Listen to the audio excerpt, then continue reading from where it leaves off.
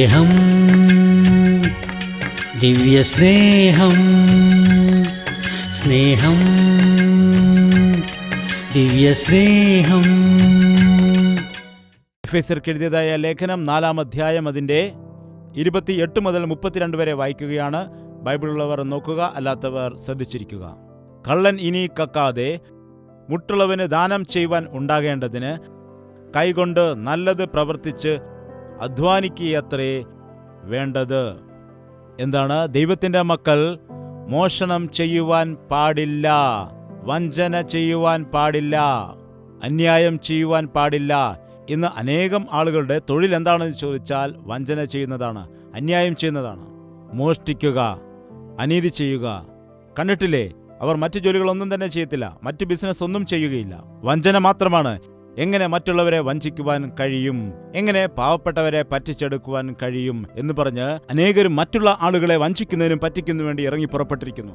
അതുപോലെ ജനത്തിന് ഒരുപാട് പലിശ നൽകാമെന്ന് പറഞ്ഞ് സാമ്പത്തിക സ്ഥാപനങ്ങൾ ഒരുപാട് ജനത്തെ പറ്റിക്കുന്നുണ്ട്. ദൈവത്തിന്റെ മക്കളായ നാം നോക്കുമ്പോൾ കഷ്ടപ്പെടാതെ ലഭിക്കുന്നതായ സമ്പാദ്യം നമുക്കത് അനുഗ്രഹമാകില്ല.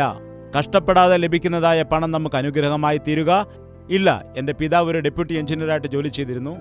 അദ്ദേഹത്തിന് ശമ്പളം നോക്കുകയാണെങ്കിൽ കുടുംബത്തിലെ കാര്യത്തിന് തികയത്തില്ല. എന്നാൽ അദ്ദേഹത്തിന് ശമ്പളത്തിനേക്കാൾ കൂടുതലായിട്ട് കൈക്കൂലി മുഖേന പണം ലഭിക്കുന്നുണ്ടായിരുന്നു. എന്താണ്? കൈക്കൂലി വാങ്ങുമായിരുന്നു. ഇറിഗേഷൻ ഡിപ്പാർട്ട്മെന്റ് ജോലി ചെയ്യുന്നതായ സമയത്ത് അവിടെ 100 ഏക്കർ 200 ഏക്കർ ഉള്ളതായ കൃഷിക്കാർ വീട്ടിൽ അരിച്ചാക്കുകൾ കൊണ്ടുവരുമായിരുന്നു. അതുപോലെ കെട്ടുകണക്കിന് പണം കൊണ്ട് കൊടുക്കുമായിരുന്നു. എന്നാൽ എൻ്റെ പിതാവ് ആ പണമെല്ലാം ചീട്ട് കളിച്ചും മദ്യപിച്ചും ചിലവാക്കി കളയുമായിരുന്നു. കഷ്ടപ്പെടാതെ കിട്ടുന്നതായ പണം നമുക്ക് അനുഗ്രഹമായിട്ട് തീരില്ല. ഞങ്ങളുടെ ചെറുപ്രായത്തിൽ ഞങ്ങളുടെ വീട്ടിൽ എല്ലാം ഉണ്ടായിരുന്നു. വീട്ടിൽ എപ്പോഴും വാഴക്കുലകൾ കാണുമായിരുന്നു. അറയിൽ നിറച്ച് ആഹാരസാധനമുണ്ടായിരുന്നു, എല്ലാ ഭക്ഷണവും ഉണ്ടായിരുന്നു, ഒരുപാട് വേലക്കാരുണ്ടായിരുന്നു, ഒരുപാട് സൗകര്യങ്ങളുണ്ടായിരുന്നു. ഞങ്ങൾ ആഹാരത്തിനൊന്നും മുട്ടില്ലായിരുന്നു. ഞങ്ങൾ കഴിച്ച് ഞങ്ങൾ ക്ഷീണിച്ചിരുന്ന വ്യക്തികളായിരുന്നു. ഒരാൾക്ക് വയറിളക്കമാണെങ്കിൽ ഒരാൾക്ക് ഛർദിൽ, ഒരാൾക്ക് തലവേദനയാണെങ്കിൽ ഒരാൾക്ക് വയറ്റുവേദന. ഒരാളെ ആശുപത്രിയിൽ നിന്ന് കൊണ്ടുവരുന്ന സമയത്ത് അടുത്തളെ അങ്ങോട്ട് കൊണ്ടുപോകും. ഇതെല്ലാം കഴിച്ച് ഞങ്ങളുടെ ശരീരത്തിൽ ദഹിക്കുകയില്ലായിരുന്നു. കാരണം വഞ്ചന കൊണ്ടും കൈക്കൂലി കൊണ്ടും കിട്ടുന്ന സമ്പത്താണിത്. വായ്ക്ക് രുചിയായി തോന്നും, എന്നാൽ അത് വയറ്റിൽ ചെല്ലുന്ന സമയത്ത് മണ്ണായിട്ട് മാറും. എന്താണ്? മണ്ണായിട്ട് മാറും. ഒരു വിശ്വാസി ഒരിക്കലും മറ്റുള്ള വ്യക്തികളെ ആശ്രയിച്ച് ജീവിക്കരുത്. മറ്റുള്ളവരുടെ സമ്പത്ത് തട്ടിയെടുക്കുന്നവനാകാൻ പാടില്ല. ഒരുപക്ഷെ നീ യൗവനപ്രായത്തിലുള്ള വ്യക്തിയാണെങ്കിൽ നിന്റെ മാതാപിതാക്കളെ ബുദ്ധിമുട്ടിച്ചിട്ട് എനിക്ക് പണം തരണം, എനിക്ക് അത് വേണം, ഇത് വേണം, ജീൻസ് വാങ്ങിച്ചു തരണം, അത് വാങ്ങിച്ചു തരണം, എനിക്ക് ഷൂ വേണം, എനിക്ക് ബൈക്ക് വേണം, എനിക്ക് ബൈക്ക് വാങ്ങിച്ചു തന്നില്ലെങ്കിൽ ഞാൻ വീട്ടിൽ കയറത്തില്ല എന്ന് പറയുന്നു. അവന് ഇഷ്ടമുള്ള ബൈക്ക് വാങ്ങിച്ചില്ലെങ്കിൽ വീട്ടിൽ കയറത്തില്ല എന്നാണ് പറയുന്നത്. അത് വാങ്ങിച്ചു കൊടുത്തിട്ട് വേണം അവൻ കൈയും കാലും ഒടിച്ചിട്ട് പിന്നെ പോയി കിടക്കാൻ.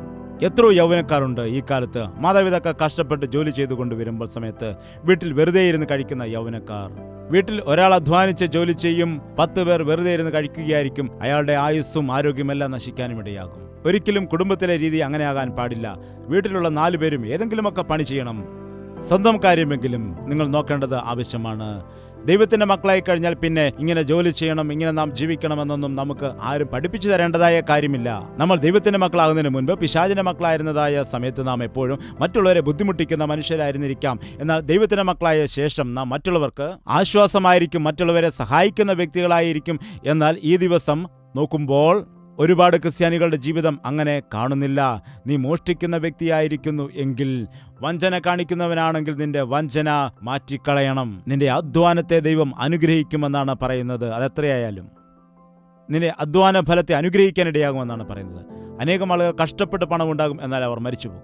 കഷ്ടപ്പെട്ട് സമ്പാദിച്ചു കൂട്ടിയിട്ട് ആരോ അനുഭവിക്കും. ദൈവത്തിന്റെ വചനം പറയുന്നു, ദുഷ്ടന്മാർ സമ്പാദിച്ചു കൂട്ടുന്നതെല്ലാം നീതിമാന്മാർക്ക് ലഭിക്കുമെന്ന്. അവൻ കഷ്ടപ്പെട്ട് സമ്പാദിച്ച് അവസാനം മദ്യപിച്ച് രോഗം വന്നിട്ട് മരിച്ചു പോകുവാൻ ഇടയാകും. അവൻ പാപത്തിൽ വീണിട്ട് ദൈവത്തിന്റെ ശാപത്തിന് ഇരയാകും. എന്നാൽ ഈ ദിവസം ദൈവത്തിന്റെ മക്കൾ 10 രൂപ സമ്പാദിച്ചാലും 100 രൂപ സമ്പാദിച്ചാലും നീ കഷ്ടപ്പെട്ട് സമ്പാദിച്ചാൽ ദൈവം അതിനെ അനുഗ്രഹിക്കും. നിന്റെ വീട്ടിലെ ഇല്ലായ്മയെല്ലാം മാറുവാനിടയാകും. നിന്റെ മക്കൾക്ക് വയറ് നിറച്ച് ആഹാരം ലഭിക്കും.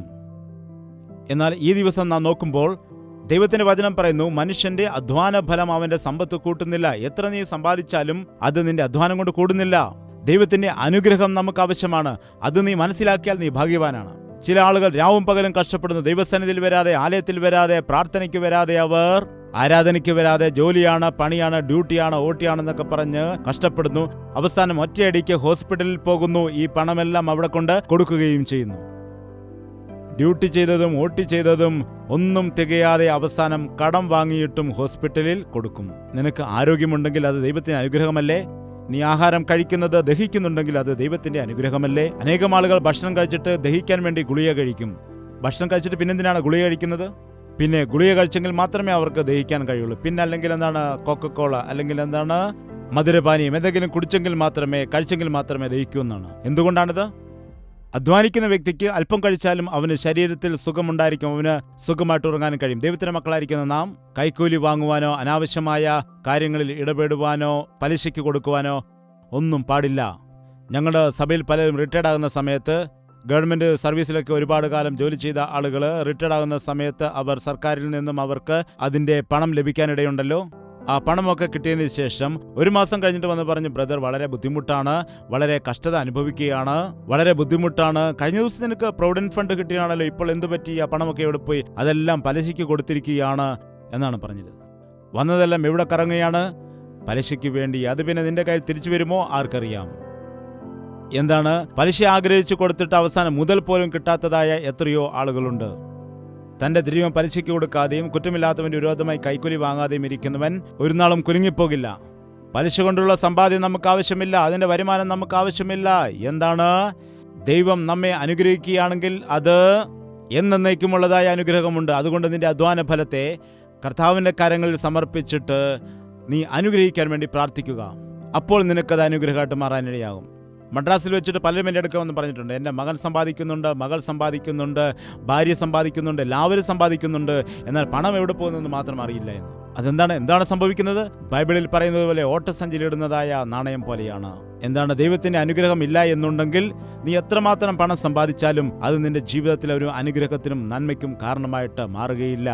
അന്ന് ദൈവം ആദാമിനോട് കൽപ്പിക്കാനിടയായി, നീ അധ്വാനിച്ച് വിയർപ്പൊഴുക്കിയിട്ട് ആഹാരം കഴിക്കുവാനിടയാകും, അതിലാണ് നിന്റെ അനുഗ്രഹമെന്ന്. ഇന്നാർക്കും തന്നെ വിയർപ്പൊഴുക്ക് ജോലി ചെയ്യുന്നത് ഇഷ്ടമല്ല. അതുകൊണ്ടാണ് അനാവശ്യമായ രോഗങ്ങൾ ഒരുപാട് ഉണ്ടാകുന്നത്. AC റൂമിൽ ഇരുന്നിട്ട് ജോലി ചെയ്യുന്നത് വലിയ കാര്യമാണെന്നാണ് വിചാരിക്കുന്നത്. ഇപ്പോഴും AC ഇരുന്ന് ജോലി ചെയ്യുന്ന ആളുകളുടെ ശരീരത്തിനുള്ളിൽ പലവിധമായ ഇൻഫെക്ഷനുകളെല്ലാം കൂടിയിട്ട് അത് ശരീരത്തിൽ അശുദ്ധ രക്തമായിട്ട് മാലിന്യമായിട്ട് മാറുവാനിടയാകും. കിഡ്നി സ്റ്റോൺ, അൾസർ എന്നൊക്കെ പറയാറുണ്ട്. നമുക്കറിയാം, നമ്മുടെ ശരീരത്തിൽ കിഡ്നി സ്റ്റോൺ ഉണ്ടാകുന്ന സമയത്ത് നിങ്ങൾ എപ്പോഴും AC ഇരുന്ന് ജോലി ചെയ്യുന്ന വ്യക്തികളാണെങ്കിൽ ആ കല്ല് അലിഞ്ഞു പോകാതെ അങ്ങനെ തന്നെ വളരുവാനിടയാകും, ശരീരത്തിന് ബുദ്ധിമുട്ടായി തീരും. പിന്നെ നീ കിഡ്നി സ്റ്റോൺ എന്ന് പറഞ്ഞ് കരയും. നാം കഷ്ടപ്പെടണം, നടക്കുക. ഇപ്പോൾ ആരും സൈക്കിൾ ചവിട്ടത്തില്ല, അതിന് പകരമായിട്ട് സ്കൂട്ടറിൽ കയറി ഡ്രറിന് പോകും. മുമ്പിൽ നിന്റെ വയറും അതിനോടൊപ്പം തന്നെ പോകും. എന്താണ്? ഈ മദ്രാസിന്റെ 4 മൂലകളിലും എനിക്കറിയാം, ഞാൻ ഒരുപാട് ഇടങ്ങളിൽ സൈക്കിളിൽ പോയിട്ടുണ്ട്. ഈ സ്ഥലത്തും ഞാൻ 2-3 തവണ സൈക്കിളിൽ വന്നിട്ടുണ്ട്. ഇവിടെ നിന്ന് ഒരുപാട് ദൂരമുള്ളതായ പല പല സ്ഥലങ്ങളിലേക്ക് ഞാൻ സൈക്കിളിൽ മാത്രം ചവിട്ടിപ്പോയിട്ടുണ്ട്. അത്രയും കഷ്ടപ്പെട്ട് സൈക്കിൾ ചവിട്ടി അവിടെ പോയിട്ട് സുവിശേഷം അറിയിക്കുന്നതിന് വേണ്ടി 4-3 പേരുണ്ടെങ്കിൽ മതി. അവർക്ക് വേണ്ടി സുവിശേഷം പറയുന്നതിന് വേണ്ടി സൈക്കിളിൽ ഞാൻ പോയിട്ട് പരസ്യങ്ങളും മറ്റും ചെയ്തിട്ടുണ്ട്. അതുകൊണ്ടാണ് ഈ കാലത്ത് ദൈവം എനിക്ക് നല്ല ആരോഗ്യം തന്നിരിക്കുന്നത്. എനിക്കിപ്പോൾ 64 വയസ്സ് ആയിരിക്കുന്നു, പ്രായമുള്ള വ്യക്തിയാണ്. എന്നാൽ ദൈവം എനിക്ക് ശക്തി നൽകിയിരിക്കുന്നു. യൗവനകാലത്ത് കർത്താവിന് വേണ്ടി അധ്വാനിച്ചപ്പോൾ വാർദ്ധക്യകാലത്ത് ദൈവം എന്നെ താങ്ങുന്നു. എന്നാൽ ഈ കാലത്തുള്ള അനേകം ആളുകളും ചെയ്യുന്നത് എന്താണ്? കഷ്ടപ്പെടാതെ ബുദ്ധിമുട്ടാതെ പണം സമ്പാദിക്കാൻ വേണ്ടി അവർ ആഗ്രഹിക്കുന്നു. മറ്റുള്ളവരെ വഞ്ചിച്ച് ഉപദ്രവിച്ചിട്ട് വസ്തുക്കളും സമ്പത്തും തട്ടിയെടുക്കാൻ വേണ്ടി ആഗ്രഹിക്കുന്നു. നാം ജോലി ചെയ്യണം. അടുത്ത വാക്യം എന്താണ്? കേൾക്കുന്നവർക്ക് കൃപ ലഭിക്കേണ്ടതിന് ആവശ്യം പോലെ ആത്മീക വർധനയ്ക്കായി നല്ല വാക്കല്ലാതെ ആകാത്തതൊന്നും നിങ്ങളുടെ വായിൽ നിന്ന് പുറപ്പെടരുത്.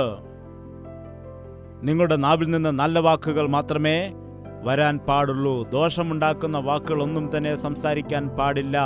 വേദപുസ്തകത്തിൽ പറയുന്നു, അമിത ഭാഷണം നിമിത്തം ദോഷം ഉണ്ടാകുന്നു എന്ന്. അതുകൊണ്ട് നാം ഇപ്പോൾ നോക്കുകയാണെങ്കിൽ ഫോൺ വന്നതിന് ശേഷം മനുഷ്യന് സംസാരം കൂടിയിട്ടുണ്ടോ കുറഞ്ഞിട്ടുണ്ടോ?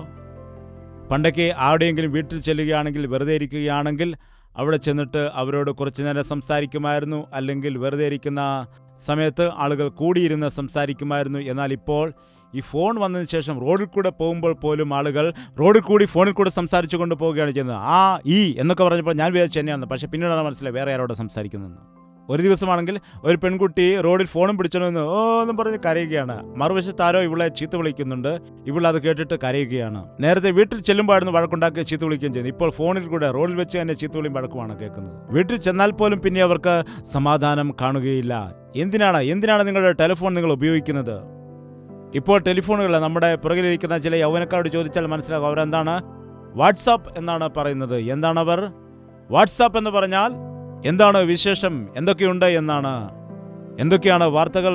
ആളുകൾ എവിടെ മരിച്ചിരിക്കുന്നു, കാലാവസ്ഥ എങ്ങനെയുണ്ട്, നേപ്പാളിൽ ഭൂകമ്പം വന്നു, അവിടെ 2 പേർ മരിച്ചു.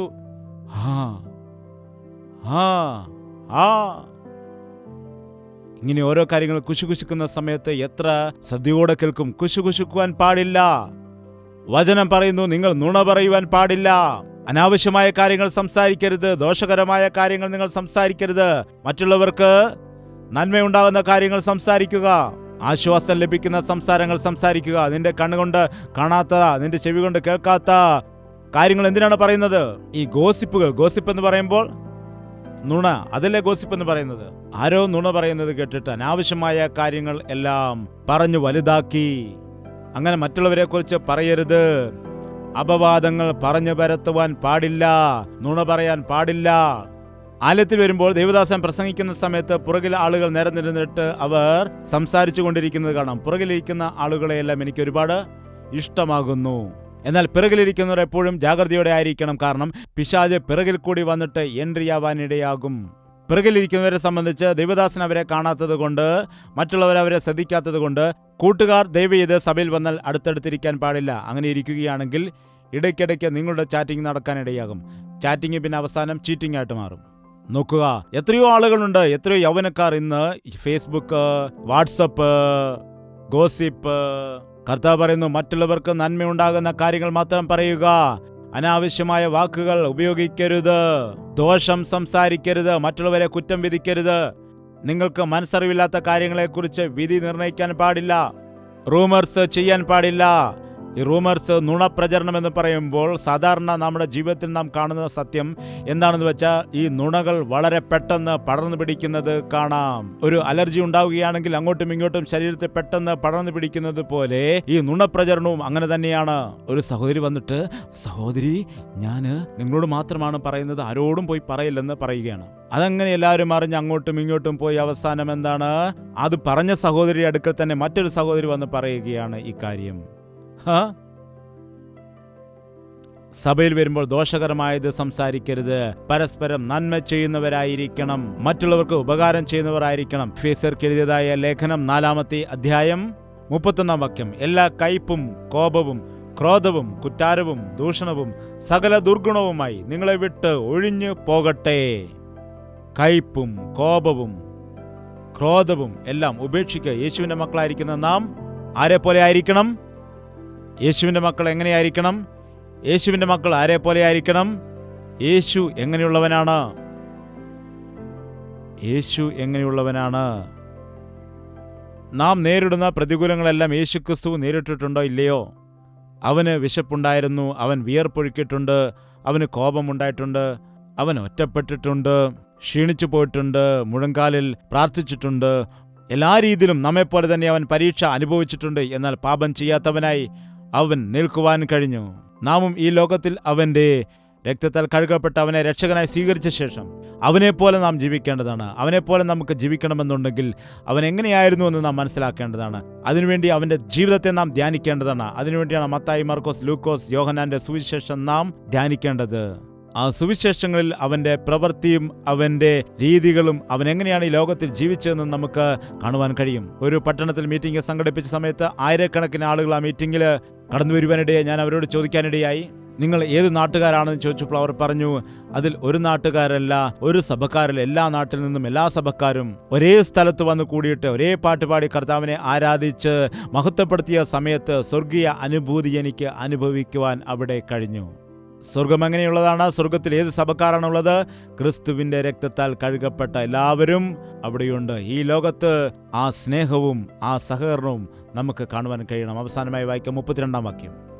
നിങ്ങൾ തമ്മിൽ ദയയും മനസ്സലിവും ഉള്ളവരായി ദൈവം ക്രിസ്തുവിൽ നിങ്ങളോട് ക്ഷമിച്ചതുപോലെ അന്യോന്യം ക്ഷമിപ്പീൻ.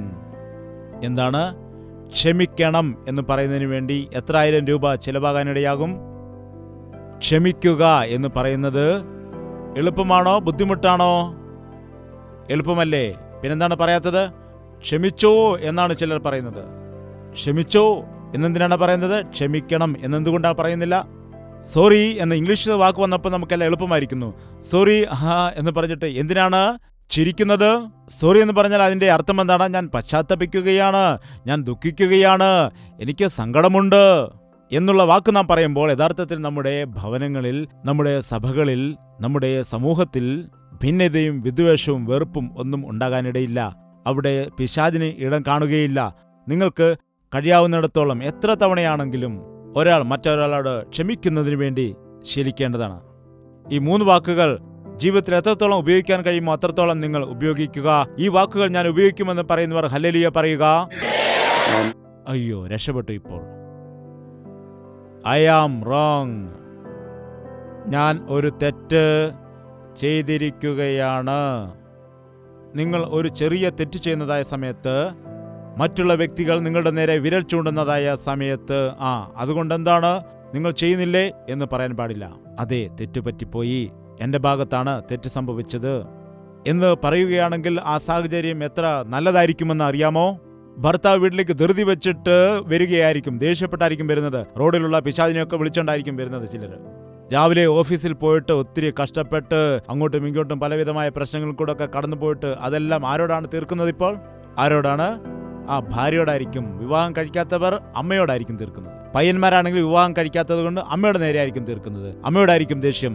ഭർത്താവാണെങ്കിൽ ഭാര്യയോടായിരിക്കും ദേഷ്യം കാണിക്കുന്നത്. ചിലർ യേശു കർത്താവിന്റെ അടുക്കലും ഇങ്ങനെയാണ് കുറ്റം പറയുന്നത്. നിങ്ങളും അവന്റെ പാർട്ടിയാണ്. എന്താണ് ചെയ്യുന്നത്? ഒച്ചയും ബഹളവും വെക്കാനിടയാകും. ഒച്ച വെക്കുന്ന സമയത്ത് നിനക്കൊരു വിവരവുമില്ലേ? അതെ, വിവരമില്ല. ചോറെടുക്കുന്നില്ലേ? ഇപ്പോൾ എടുക്കാം. ഇനി എപ്പോഴാണ് എടുക്കുന്നത്? ഇപ്പോൾ എടുക്കാം.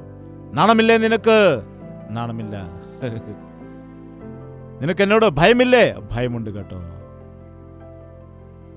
എന്താണ് ഞാൻ പറയുമ്പോൾ നിനക്ക് ചെവി കേൾക്കുന്നില്ലേ? എന്താണ് ഇങ്ങനെ ഇരിക്കുന്നത്? ഒന്നുമില്ല കേട്ടോ, സോറി കേട്ടോ, ക്ഷമിക്കണം കേട്ടോ. അങ്ങനെ പറഞ്ഞാൽ മതിയല്ലോ. അവൻ എന്താണെന്ന് ചോദിച്ചാൽ നീ ഏതാണെന്ന് ചോദിക്കുകയാണെങ്കിൽ അവസാനം വീട്ടിൽ എന്താണ് സംഭവിക്കുന്നത്? വീട്ടിൽ മുഴുവൻ വെടിയും പുകയുമായിരിക്കും. വീട്ടിലെ അടിയും ബഹളവും കെട്ടിട്ട് നാട്ടുകാരെല്ലാം കാണാൻ വേണ്ടി വരും. മക്കളാണെങ്കിൽ പേടിച്ച് കട്ടിലിന്റെ അടിയിലോ അല്ലെങ്കിലോ മേശക്കടിയിലോ കയറി നോക്കിക്കൊണ്ടിരിക്കും. അപ്പന്റെ പാട്ട് ജയിക്കുമോ അമ്മയുടെ പാട്ട് ജയിക്കുമോ? ആരാണ് ജയിക്കുന്നത്? മക്കളോട് ചോദിക്കുകയാണ് ആരെയാണ് നിങ്ങൾക്ക് ഇഷ്ടമെന്ന് ചോദിച്ചാൽ അവരുടെ മനസ്സിനെ അത് കീറിമുറിക്കുന്നതാണ്. ഏതെങ്കിലും മക്കളോട് അപ്പനെ വേണമോ അമ്മയെ വേണമോ എന്ന് ചോദിക്കുകയാണെങ്കിൽ ഒരു കുട്ടി എന്തായിരിക്കും മറുപടി പറയുന്നത്? അമ്മ വേണമെന്നോ അപ്പൻ വേണമെന്നോ അതോ 2 പേരും വേണമെന്നാണോ മറുപടി പറയുന്നത്? കുട്ടികൾ ഒരിക്കലും അങ്ങനെ പറയില്ല. അങ്ങനെ പറഞ്ഞാൽ തന്നെ അവരുടെ മനസ്സിൽ അവർക്ക് വളരെ സങ്കടമുണ്ടായിരിക്കും. അതുകൊണ്ട് നാം പഠിക്കുക, നമ്മുടെ വാക്കുകൾ തെറ്റ് ചെയ്തെങ്കിൽ സമ്മതിക്കുക, റോങ് ആണെന്ന് പറയണം. 2ാമത്തെ വാക്ക് ഐ ആം സോറി, ഞാൻ ദുഃഖിക്കുന്നു, ഞാൻ തെറ്റു ചെയ്തത് കൊണ്ട് എനിക്ക് ദുഃഖമുണ്ട്. 3ാമത്തെ വാക്ക് പാർഡൺ മീ, എന്നോട് ക്ഷമിക്കുക. നിങ്ങൾ ഈ 3 വാക്ക് ശീലിക്കുകയാണ് എങ്കിൽ സ്വർഗം നിങ്ങൾക്ക് ഇവിടെ തന്നെ അനുഭവിക്കാൻ കഴിയും. എത്ര ദേഷ്യമുള്ള വ്യക്തിയാണ് എങ്കിലും ശരി, നിങ്ങളോട് സൗമ്യതയോടെ സംസാരിക്കും. മൃദുവായ വാക്ക് കോപത്തെ ശമിപ്പിക്കുന്നു, കഠിന വാക്കോ കോപത്തെ ജ്വലിപ്പിക്കുന്നു. നാം എപ്പോഴും കോപത്തെ തണുപ്പിക്കുന്നവരായിരിക്കണം. മറ്റുള്ളവരുടെ കോപത്തെ ജ്വലിപ്പിക്കുന്നവരാകാൻ പാടില്ല. നാം പാപത്തെ നിർമൂലമാക്കുന്നവരായിരിക്കണം. പാപത്തെ ജനിപ്പിക്കുന്ന ആളുകളായിരിക്കാൻ പാടില്ല. യേശുവിന്റെ മക്കളായിരിക്കുന്ന നാം നമ്മുടെ സ്വർഗീയ പിതാവ് വിശുദ്ധനായിരിക്കുന്നത് പോലെ നാമും വിശുദ്ധരായിരിക്കണമെന്ന് കർത്താവ് പറയുന്നു. അവൻ കരുണയുള്ളവനാകിയാൽ നാമും കരുണയുള്ളവരായിരിക്കണമെന്ന്. പരസ്പരം ക്ഷമയുള്ളവരായി, പരസ്പരം സ്നേഹത്തോടെ ഒരാൾ മറ്റൊരാളോട് ക്ഷമ കാണിച്ച് ദയ കാണിച്ചായിരിക്കണമെന്ന് കർത്താവ് പറയുന്നു. ക്ഷമ ഒരു ഔഷധമാണ്. അതിനെപ്പോലെ മറ്റ് യാതൊരു മരുന്നുമില്ല. ഒരു വ്യക്തി ഗിൽറ്റി ഫീലിംഗിൽ ആയിരിക്കുമ്പോൾ ക്ഷമിക്കപ്പെടാത്ത പാപത്തെ ഓർത്ത് അവൻ നിരാശപ്പെട്ടുകൊണ്ടേയിരിക്കും. എന്നാൽ അവന് ക്ഷമിക്കപ്പെടുമ്പോൾ വലിയ ശമനമുണ്ടാകും. അതുകൊണ്ടാണ് യേശുക്രിസ്തുവിന്റെ അരികിൽ വരുന്ന ആളുകൾക്ക് കർത്താവ് കൊടുക്കുന്ന വാക്കെന്താണ്? നിന്റെ പാപം ക്ഷമിച്ചിരിക്കുന്നു, സമാധാനത്തോടെ പോകുക എന്ന്. എല്ലായ്പ്പോഴും നാം പ്രാർത്ഥിക്കുന്ന സമയത്ത് കർത്താവ് നമുക്ക് സമാധാനം നൽകാൻ ഒരുങ്ങിയിരിക്കുകയാണ്. നാം നമ്മുടെ അയൽക്കാരുമായി സമാധാനപ്പെടുന്ന സമയത്ത് സ്വർഗീയ സമാധാനം അനുഭവിക്കുവാൻ കഴിയുന്നതാണ്. അതുപോലെ നമ്മുടെ കുടുംബത്തിലും സമാധാനവും സന്തോഷവും നമുക്ക് അനുഭവിക്കുവാൻ കഴിയും. നോക്കുക, ഒരേ ഭാവത്തോടുകൂടി ആത്മാവിനോടുകൂടി നാം ആയിരിക്കണം. അന്ന് ആദിമ സഭയിൽ 5000 ആളുകൾ 3000 ആളുകൾ കൂടി വന്നിടത്ത് എന്തുകൊണ്ടാണ് ആ സഭ അത്രമാത്രം വേഗത്തിൽ വളർന്നത് എന്ന് ചോദിക്കുകയാണെങ്കിൽ അവരെല്ലാവരും ഏക ഹൃദയത്തോടുകൂടി ഏക മനസ്സുള്ളവർ ആയിരുന്നു. നാം യേശുവിൽ വിശ്വസിച്ചിട്ട് എത്രയോ വർഷങ്ങളായിരിക്കുന്നു. ഇപ്പോൾ നാം കാരണം നമ്മുടെ വീട്ടുകാർ, നമ്മുടെ അയൽക്കാർ എത്ര പേർ യേശുക്രിസ്തുവിൽ വിശ്വസിച്ചിട്ടുണ്ട് ഓർക്കുക. നമ്മുടെ നാട്ടുകാര്, നമ്മുടെ ദേശക്കാർ, നമ്മുടെ ചുറ്റുപാടുമുള്ള ആളുകൾ മാറാത്തതിന്റെ കാരണം എന്താണെന്ന് ചോദിച്ചാൽ നാം കർത്താവിന്റെ സാക്ഷികളായിട്ട് ജീവിക്കാത്തത് കൊണ്ടാണ്. സഭ ഏകാഗ്രതയോടെ ആയിരിക്കുമ്പോൾ ഭൂമിയുടെ അടിസ്ഥാനങ്ങൾ ഇളകും. സഭ ശ്രദ്ധയോടെ പ്രാർത്ഥിക്കുന്നതായ സമയത്ത്, കുടുംബം ശ്രദ്ധയോടെ പ്രാർത്ഥിക്കുന്നതായ സമയത്ത് പിശാചിന്റെ കോട്ടകൾ തകരും. ഏക ഹൃദയത്തോടെ നാം പ്രാർത്ഥിക്കുന്ന സമയത്ത് ഭൂമിയെ തലകീഴെ മറിക്കുന്ന ജനമാണ് നാം എന്ന് പറഞ്ഞ മറ്റുള്ളവർ യേശുവിനെ വിശ്വസിക്കുവാൻ ഇടയാകും. അതുകൊണ്ട് ഇന്ന് നമുക്ക് കോപത്തെ ഉപേക്ഷിച്ച് കളയാം, ക്രോധം ഉപേക്ഷിക്കാം, ക്ഷമിക്കാൻ പറ്റാത്തതായ മനസ്സ് ഉപേക്ഷിക്കാം, മറ്റുള്ളവരോടുള്ള ദേഷ്യവും വെറുപ്പും ഇവയെല്ലാം കളഞ്ഞിട്ട് നമ്മുടെ ശരീരങ്ങളെ ദൈവത്തിന്റെ ആലയമായിട്ട് നമുക്ക് മാറ്റാം. ദൈവത്തിന് നമുക്ക് സമർപ്പിക്കാം. നമുക്ക് പരസ്പരം ക്ഷമയോടെ ആയിരിക്കാം. അപ്പോൾ നാം അനുഗ്രഹിക്കപ്പെടും. നമ്മുടെ ചുറ്റുപാടുമുള്ളവർക്ക് നാം അനുഗ്രഹമായിട്ട് മാറുകയും ചെയ്യും. നിങ്ങളുടെ അടുത്തിരിക്കുന്ന വ്യക്തി നിങ്ങൾക്കറിയില്ലായിരിക്കാം, എന്നാൽ അടുത്തിരിക്കുന്നതായ വ്യക്തിയുടെ കാലിൽ നിങ്ങളുടെ കാൽ തട്ടിയിരിക്കാം, അല്ലെങ്കിൽ നിങ്ങളുടെ കൈ തട്ടിയിരിക്കാം. അല്ല എങ്കിൽ ഇപ്പോൾ വീട്ടിൽ ഭാര്യയും ഭർത്താവും ഇരിക്കുകയാണെങ്കിൽ ഇതും നല്ലൊരു സമയമാണ്. വീട്ടിൽ ചെന്നാൽ പിന്നെ ചോദിക്കത്തില്ല, ഞാൻ നിന്നോട് ക്ഷമിക്കുന്നു എന്നടുത്തിരിക്കുന്നവരോട് പറയുക. വളരെ വേഗത്തിൽ തന്നെ, ചിന്തിക്കാതെ പോലും ക്ഷമിക്കുകയാണ്. Very good. നമുക്കതേ മനസ്സുള്ളവരായിരിക്കാം. നമ്മുടെ വീടുകളിൽ ദൈവത്തിൻ്റെ മഹത്വം ഉണ്ടാകാനിടയാകണം. നമ്മുടെ കുഞ്ഞുങ്ങളെയും ചെറുപ്രായത്തിൽ തന്നെ ഇത് പഠിപ്പിക്കേണ്ടത് ആവശ്യമാണ്. ചെറുപ്പത്തിൽ തന്നെ പഠിപ്പിക്കണം. മമ്മി ഐ ആം സോറി എന്ന് പറയാൻ പഠിപ്പിക്കുക. അപ്പോൾ പിന്നെ അവർ മുതിരുന്ന സമയത്ത് അവർ നല്ലവരായി തീരും. ചെറുപ്രായത്തിൽ തന്നെ കുഞ്ഞുങ്ങളെ ദൈവത്തിന്റെ ഉപദേശങ്ങൾ പഠിപ്പിച്ചാൽ അവർ വലുതാകുമ്പോൾ വലിയ ആളുകളായി മാറാനിടയാകും. നമുക്കിപ്പോൾ ഒരുമിച്ച് പ്രാർത്ഥിക്കാം. എല്ലാവരും ദയവ് ചെയ്ത് തലകളെ വണക്കുക. നിന്റെ അധ്വാന ഫലത്തെ ദൈവം അനുഗ്രഹിക്കും. കഷ്ടതയിലായിരിക്കുന്നു, കടത്തിൽ നിന്ന് വെളിയിൽ വരുവാൻ കഴിയാതെ ദൈവത്തോട് കൂടുതൽ അകന്ന് ജീവിച്ചുകൊണ്ട് കൂടുതൽ അധ്വാനിച്ച് പണം സമ്പാദിക്കുവാൻ വേണ്ടി ശ്രമിക്കുന്നു, എന്നാൽ ഒരു രൂപ പോലും മിച്ചം വയ്ക്കാത്ത അവസ്ഥയാണ്. നിന്നെ അനുഗ്രഹിക്കുന്ന ഒരു കർത്താവ് ഉണ്ടായിരിക്കുമ്പോൾ എന്തുകൊണ്ടാണ് അന്യായമായി പണം സമ്പാദിക്കാൻ വേണ്ടി നീ ഒരുമ്പെടുന്നത്? കൈക്കൂലി വാങ്ങാൻ നീ എന്തുകൊണ്ടാണ് പരിശ്രമിക്കുന്നത്? എന്തുകൊണ്ടാണ് കൊള്ളപ്പലിശ നീ വാങ്ങി ജീവിക്കുന്നത്? ദൈവത്തോട് ഒരു തീരുമാനമെടുക്കുക. ഈ ദിവസം മുതൽ ദൈവമേ, നീ എന്നെ സഹായിക്കുമാറാകണമേ, നീ എന്നെ അനുഗ്രഹിക്കുമാറാകണമേ, എന്റെ കടബാധ്യതയെല്ലാം നീ മാറ്റുമാറാകണമേ, ഭാര്യയ്ക്കും ഭർത്താവിനും ഇടയിൽ സമാധാനം നീ നൽകണമേ, എന്റെ കുടുംബത്തിൽ മക്കളെല്ലാവരും ഒരുമിച്ച് ഐക്യതയോടെ ആയിരിക്കാൻ സഹായിക്കണമേ, മാതാപിതാക്കളും മക്കളും തമ്മിലുള്ള ഭിന്നത മാറ്റണമേ, അമ്മായിയമ്മയും മരുമകളും തമ്മിലുള്ള പ്രശ്നങ്ങൾ മാറ്റണമേ, കുടുംബത്തിൽ മാതാപിതാക്കളും മക്കളും തമ്മിലുള്ളതായ പ്രശ്നങ്ങളെല്ലാം നീ മാറ്റുമാറാകണമേ, ക്ഷമിക്കേണ്ട വിഷയങ്ങൾ ക്ഷമിക്കുവാൻ സഹായിക്കണമേ. കർത്താവിനോട് നിങ്ങൾ ചോദിക്കുക ഓരോ കാര്യം. നിങ്ങളുടെ മാതാപിതാക്കളോട് നിങ്ങൾ ക്ഷമ ചോദിക്കുക. അപ്പോൾ നിങ്ങളുടെ ജീവിതത്തിൽ അനുഗ്രഹം ഉണ്ടാകാനിടയാകും. നിങ്ങളുടെ ജീവിതത്തിൽ നന്മ പ്രാപിക്കാനിടയാകും. കർത്താവേ, എൻ്റെ ജീവിതത്തിൽ നിന്നെ ഞാൻ പിന്തുടരുവാൻ വേണ്ടി ആഗ്രഹിക്കുകയാണ്. എൻ്റെ ജീവിതത്തിൽ സത്യസന്ധത നൽകണമേ, ജീവിതത്തിൽ വിശ്വസ്തയോടെ ജീവിക്കുവാൻ വേണ്ടി സഹായിക്കുമാറാകണമേ, കർത്താവിൻ്റെ മകനായിട്ട് ജീവിക്കാൻ സഹായിക്കണമേ എന്ന് പ്രാർത്ഥിക്കുക.